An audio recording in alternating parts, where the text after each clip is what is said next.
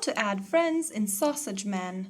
Hi everyone, welcome back to another video from Crazy Gamer. If you are in Sausage Man and want to add friends, then first of all open the Sausage Man app and log into your account. From the main game lobby screen, go ahead and tap on Social button on the right corner.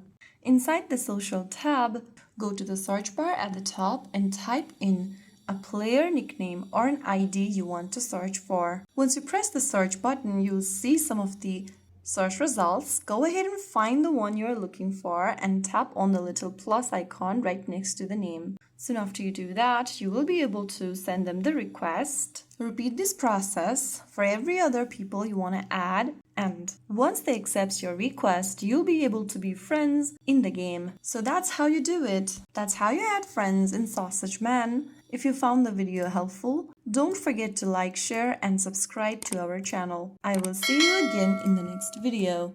Thank you for watching.